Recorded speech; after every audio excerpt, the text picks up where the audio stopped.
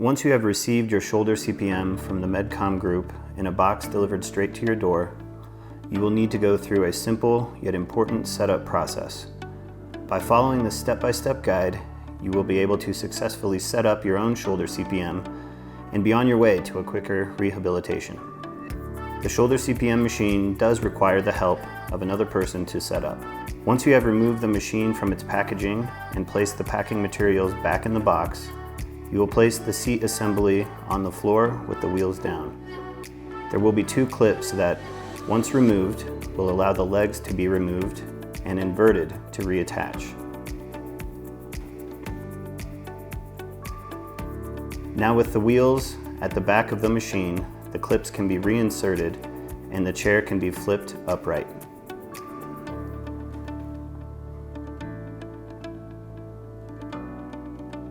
The next step will be to locate the thumb screw on the seat back and loosen it so that the seat can be positioned in a 90-degree angle.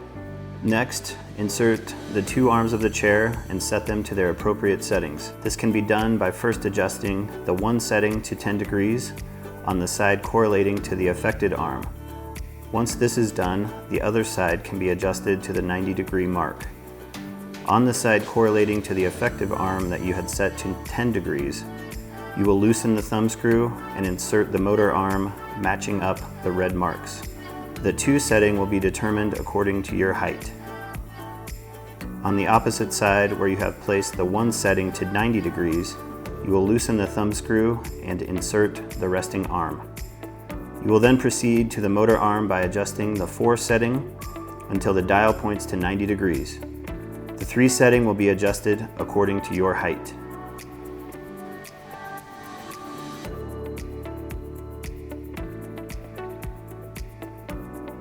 Next, you will locate the plug-ins on the back side of the chair and attach the corresponding plugs.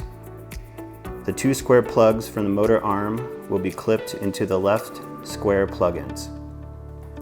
The round plug will accommodate the remote control, and the power cord will be attached on the right side.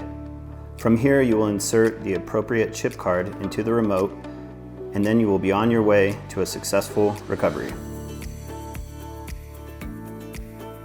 In the CPM machine, the joint will move in a comfortable, slow, and rhythmic pattern.